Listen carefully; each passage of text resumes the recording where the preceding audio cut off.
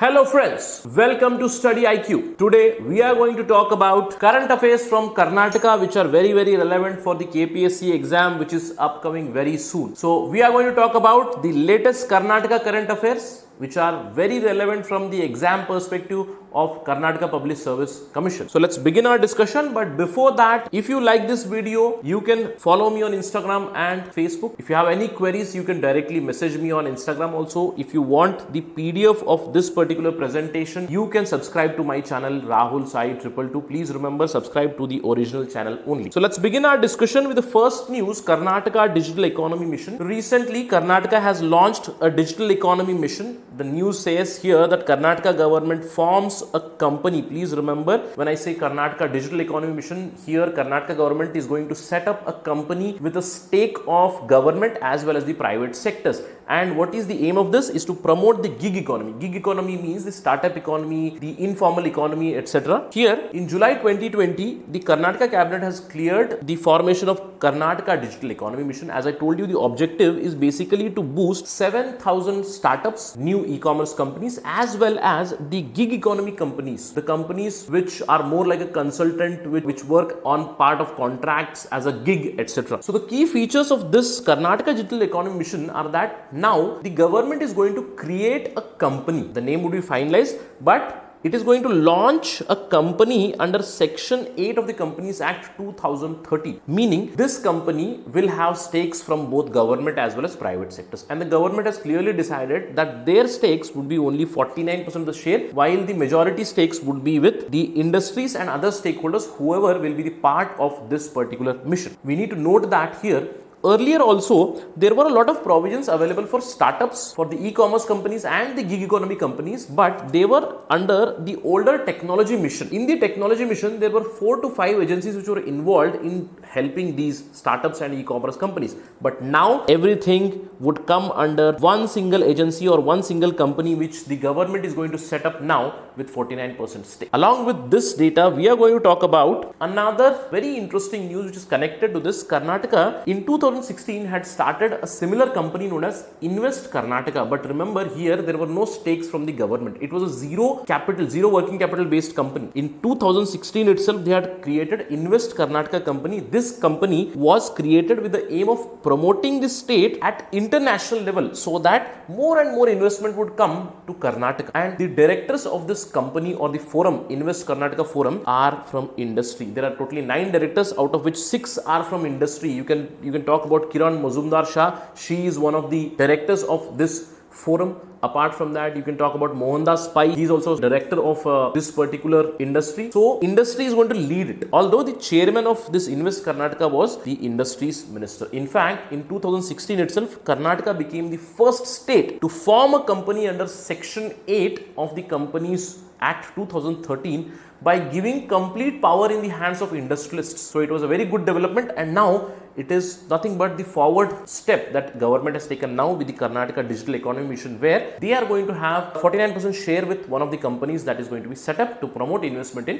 Karnataka. Let's move on and talk about another very important news, Nekar Samman Yojane. It's a scheme which has been started in July by government of Karnataka. Here you can see Nekar Samman Yojane. Over 20,000 viewers in Karnataka are going to get annual financial help of 2,000 rupees through direct benefit transfer. Let's talk about this scheme. Under the Nekar Samman Yojane, it's also known as Weaver Samman Yojane. What are we going to do is we are going to register silk, cotton, woolen as well as other handloom weavers. They have to register themselves on the Seva Sindhu portal, which is started by the government of Karnataka. Under the scheme, what the government is going to do, they are going to provide 2,000 rupees financial support to all the weavers, those who have registered themselves on the Seva Sindhu portal. As of now, 40,634 handloom weavers have registered. In the news, it told 20,000 weavers, but 40,000 weavers have already registered on the Seva Sindhu portal, and disbursement is going to take place for the remaining weavers. However, even though 40,000 weavers have registered, it is still a lesser number, because as per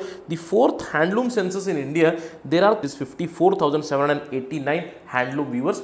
So with time, these people will have to register on the Seva Sindhu portal, and if you know any viewer who has not registered, I would urge you to please give them this information to register themselves on the Seva Sindhu portal to avail these benefits from Government of Karnataka. Let's move on and talk about the next news. Skill Connect Forum. It is another idea started by the Karnataka government. Here, this Skill Connect Forum is a portal where it is going to connect two parties. If I am looking for a job, I would be part of the portal, and if someone is looking to give me a job, they will also be a part of this portal. Meaning, this portal will connect the job seekers and the employers. This portal is like a bridge between job seekers and employers. What people have to do is they have to simply register themselves on the website provided by the government, where individuals who need job, they have to register with all the details, their qualification, their job experience, all the skill sets that they have on the website, and this would be matched with the employer's needs, because employer will also register on the same website, on the same portal with their requirements. It is simply like a common platform where both the parties have been brought so that job and skill would be promoted in Karnataka. Let's talk about another news known as Micro Mitra. Now, Micro Mitra is a scheme which is not started by Government of Karnataka. Please remember, it has been started by Karnataka Bank. Karnataka Bank is providing a new product known as KBL Micro Mitra. Karnataka Bank Limited Micro Mitra. Remember, for micro entrepreneurs, this product has been launched mainly to provide financial assistance of up to 10 lakh rupees to any person who is needy, who wants to become an entrepreneur, who wants to start a project. It would be given either for working capital or for investment purposes also. The best thing about Micro Mitra is that there is a very simplified procedure. Along with it, there are very low interest rates which people can avail. The small entrepreneurs can avail. A very interesting snippet. People might think that since it is Karnataka Bank Limited, you might have a perception that it is only for Karnataka people. No. Remember that KBL Micro Mitra, it would be available not just for the Karnataka people, it would be available to micro entrepreneurs across India. It is available to all the micro entrepreneurs in India. So if anybody is looking for loans, please give them this information, and remember a very important snippet from prelims point of view also. Another interesting news that has come up is that Karnataka is going to create a monkey park. Recently, there have been many cases of human-animal conflict, and there have been cases that monkeys have destructed or destroyed the farmers' land, farmers' crops in Karnataka. So, in lieu of this, the Karnataka government has decided that they are going to develop a monkey park. This monkey park is going to be developed across a land of 100 acres in the Nagavalli forest in Hosanagara Taluka in Shimoga district. This is just a proposal, although the monkey park is not yet complete, but a proposal to create this monkey park. However, this government step has led to many wildlife activists opposing this idea. Many environmentalists have said that, why do you think monkeys are coming into the area where people are living? Why are they coming to agricultural fields? They say the reason behind this is destruction of forests. If you are destroying their habitats, don't you think those monkeys will come to your place? That is why environmentalists tell there is no use of this monkey park. Instead, go for conservation of forests, go for conservation of habitat of these monkeys. Along with it, environmentalists also give an evidence. They say that similar parks have been created. For instance, one in Himachal Pradesh was set up, a monkey park, but that did not yield desired results. So there is no guarantee that results would be given in Karnataka. There are high chances of failure. That is why environmentalists rather suggest, please conserve the forest. Don't simply again degrade 100 acres of land and create special monkey parks. Right, let's move on to the next news and talk about another news, Meghasandesha. Karnataka government has released an app called as Meghasandesha. Also, another portal called as Varunamitra. So we'll talk about both of these, and let's get to know what exactly this Meghasandesha is. So the government of Karnataka, as I told you, they have launched Meghasandesha. It is an Android app for mobiles. Apart from that, they have also released a Varunamitra. It is a web portal which will give timely information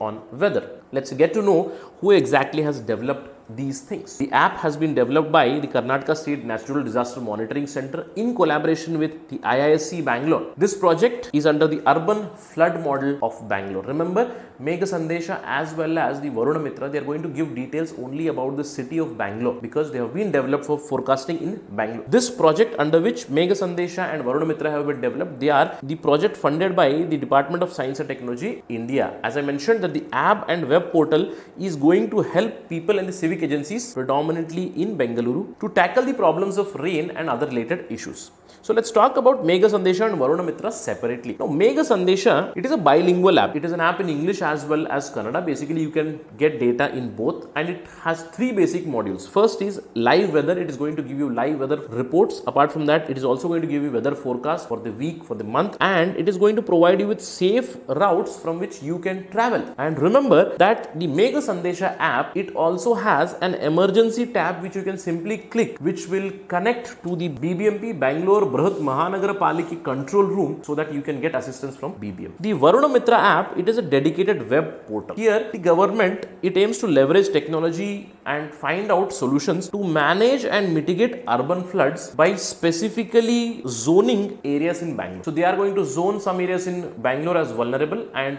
you can always access to this information if you are traveling, etc., so that you are safe during heavy rains, torrential rains and urban flooding. Let's move on to the next news. Another news related to Karnataka is 107th Indian Science Congress. Why it is related to Karnataka news? Because it was held in January 2020 in the University of Agricultural Sciences in Bengaluru.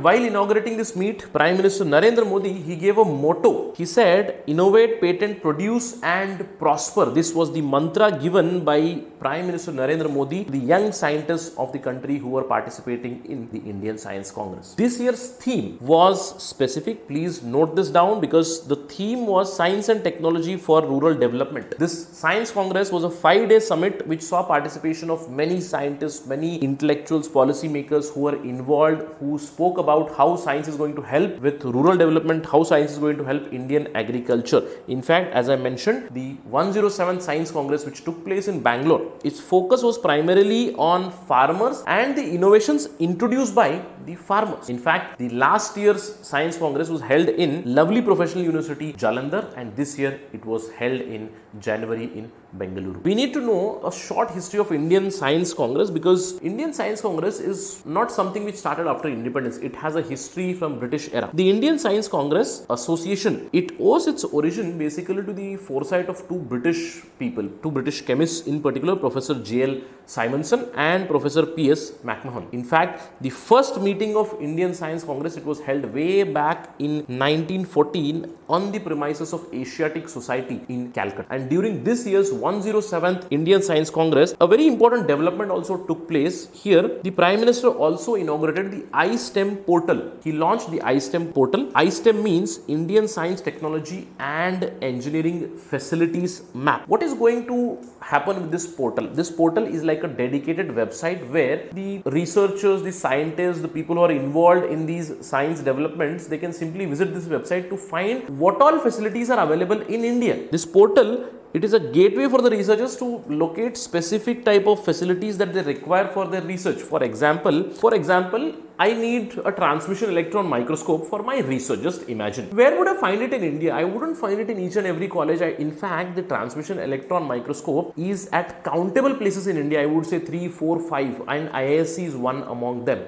So if I want to research, if I'm doing research on nanotechnology, I would inherently need transmission electron microscope. And if I'm going for an individual research, then I wouldn't expect to buy a transmission electron microscope which goes on into crores. So I would go and rent this particular microscope for a time being, so that I can pay for this service. And this information now can be found on the iSTEM portal. Another very interesting news snippet for Karnataka is that the Arasalu railway station in Shimoga, it has become a museum. Remember that the Arasalu railway station, it is connected to the Malgudi Days, a series which used to air on Doordarshan. Now this station has been converted into a museum, and if you look at the pictures of this, you can see Master Manjunath here and other people involved in the series from Karnataka. Prominently, Shankar Nag has acted in Malgudi Days. So the news is that the Karnataka government recently inaugurated 2 lifts at the Shimoga railway station. Along with it, it also started a new Arasalu station. So a new Arasalu station was inaugurated, and the old Arasalu station, which was already present,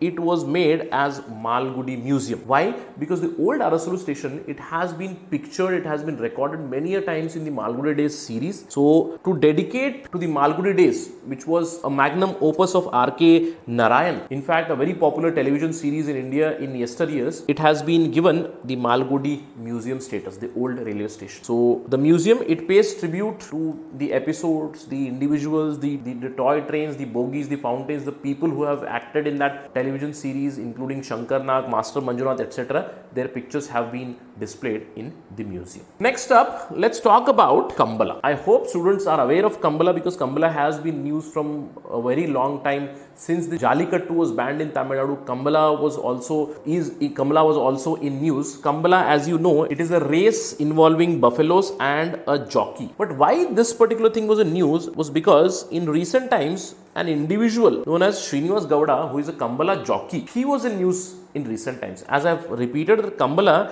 it is an annual event where two buffaloes, they run along with a jockey, and whoever finishes first, they win. But something peculiar happened this year because Srinivas Gowda, he ran very, very fast during the Kambala race. Although animals are trained, but 28-year Gowda, he completed 142 meters in a time period of mere 13.62 seconds. And if you calculate this, he would have completed 100 meters in a time period of 9.55, which is much faster than Usain Bolt, who holds a record at a time of 9.58 seconds. So that is why it became very, very famous. In fact, the Congress MP Shashi Tharoor tweeted that, is Indian individual faster than Usain Bolt? After this particular news, India's Sports Minister Kiren Rijiju, he categorically said that he is going to call Karnataka Srinivas Gowda to the Sports Authority of India facilities, and he would be trained by the Sports Authority of India coaches, although Srinivas Gowda declined the offer. He wanted to continue as the Kambala jockey. So that is why this was in news in recent times. Let us talk about another scheme of Karnataka government which has been in news in recent times, the Janasevaka scheme, a very, very interesting and I would say a very positive scheme from the Karnataka government. Recently, Karnataka government has started the Janasevaka scheme to provide doorstep delivery to the people of all the government services, whatever have been listed under the scheme. Under this scheme, the government has launched three things. One is an exclusive mobile number which is mentioned here, and apart from that there is a website and a mobile application also where people can simply register and get government services at very, very cheap rate. Under the Janasevaka scheme, health cards, ration cards, marriage registration, identity cards, etc. are provided at doorstep. Once you register for the service, a Janasevak, a representative for the government, would be appointed to deliver the services at your doorstep. That individual is going to come to your home. He is going to collect your required documents and eventually is going to deliver the service that you had asked for. Is this service free? No, this service is not free, but a nominal cost of 115 rupees is charged for this particular service. Again, this service does not include the cost of documentation. Plus, you need to focus that Janasevaka scheme, it has been started as a pilot only in the Bengaluru city. Again, looking at the feasibility of this project, the government may eventually expand this scheme to the remaining areas in Karnataka. Let's talk about another news from history, Suranga Bawadi. The Suranga Bawadi or the tunnel well, which is an integral part of the ancient Karez system. It has been present in Vijaypura, it has been present in Bidar also. You can see that recently a New York based non-governmental organization, it has included the Suranga Bawadi of Vijaypura or Bijapur in the World Monument Watch List for 2020 along with 24 other items from across the world. So very important development. Remember, Suranga Bawadi of Bijapur or Vijaypura has been put into the World Monument Watch List in 2020. Let's try to understand exactly about this Suranga Bawadi. As I told you, Suranga Bawadi means, literal translation is tunnel well. Tunnel well, it is a part of the Karez system for harnessing water, and the basic idea here is how to bring groundwater, which is again at certain depth, how to bring it to the surface. Here, it consists of a system where no pump or lift is used. Only gravity is going to bring that water from that groundwater to surface. Again, this is a very old technique, medieval technique, which was prominently present in Persia and Iran. How this exactly works, depicted in this picture. There would be a mother wall at some distance which has been dug underground where you have attained the water level. From there, the water is slowly and steadily transmitted along the slopes and eventually moved to the lower altitude regions. Remember, there would be an access shaft which is dug again through which a tunnel is made, and through this tunnel the water is then transported to land. It's also called the Kannat channel or the Karez channel, from where the water will eventually reach to the surface at some distance from the original mother well, and here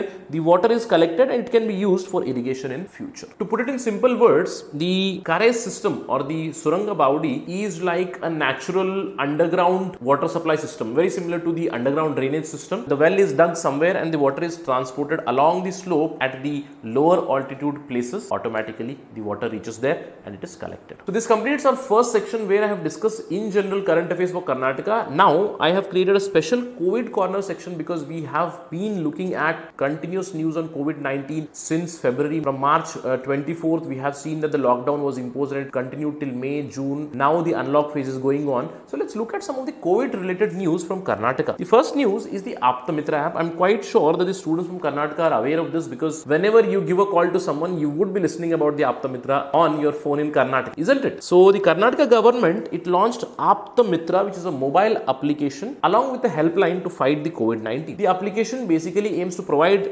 medical guidance, information to people on COVID-19. It clearly says that whenever a person is having some symptoms of COVID-19, he or she can directly call the helpline which is provided along with the Apthamitra app, and then a team is going to advise them on how exactly they are going to proceed, if the government is going to quarantine, if the government is going to reach them. In fact, the Apthamitra is a two-tier system. At the first level, the Ayush professionals are going to help the individual. If I am getting a symptoms of COVID-19, I am simply going to give a call to Apthamitra helpline and I am going to tell them that I am getting the symptoms. Ayush professional will give me a call, they will advise me, they will ask me about my symptoms, and if the next level of treatment would be given by MBBS professionals, and if the symptoms go severe, then the government may also resort to quarantining. Apart from that, the Karnataka government has developed another very interesting app known as Corona Watch. Now here in this picture you can see what other things Karnataka has done online. Corona Watch is an app which we are going to talk about here now in this discussion. Apart from that, Karnataka has also started, or Karnataka had started, the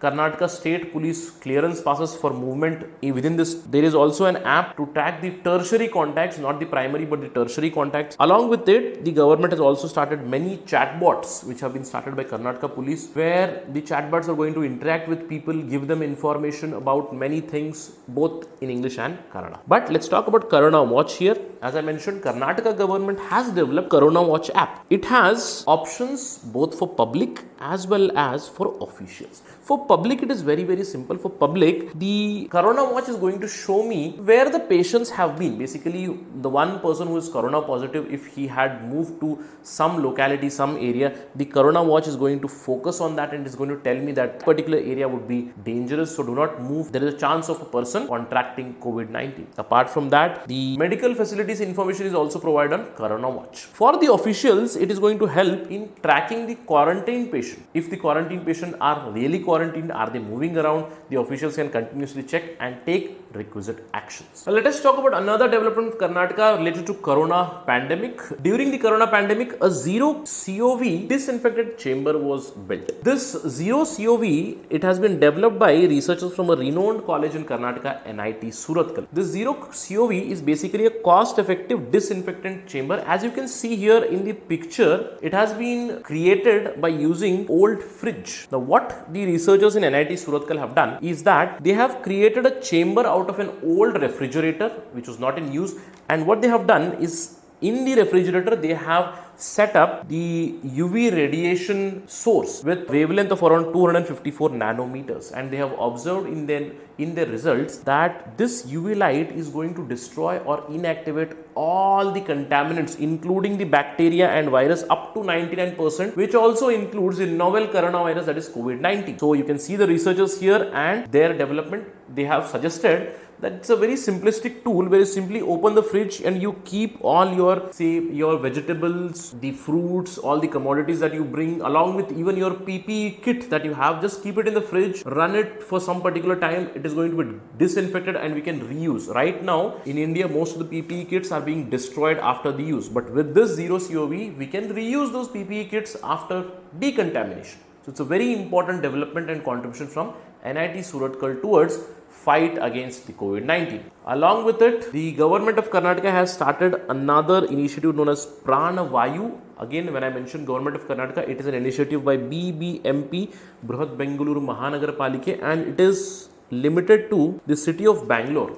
It is basic initiative to empower the citizens of Bangalore so they can self-monitor themselves. Why? Because we know that the COVID-19 is going to impact your respiratory system. So this Pranavayu, which has been launched by BBMP, it is going to help the people to self-assess themselves in terms of their respiratory health. It is like an oximeter where people can simply visit offices of BBMP or just take this oximeter and measure your oxygen level. And if it is low, you can directly visit to the health centers. So the primary aim of Pranavayu is to assist people, those who have low oxygen level in their blood, to get themselves examined as soon as possible and check if they are COVID positive or not. So this is a very important development which will help eventually to track and separate the COVID positive patients from COVID negative and help in segregating, social distancing and ending corona eventually. So these were the recent developments from Karnataka, and if there are any other topics left out, I'll be bringing them again in the second section if possible. But these are the latest current affairs from, I would say, last year December to this year July, where I have covered most of the important topics from exam perspective. I hope this session was useful for you. Thank you very much. Jai Hind.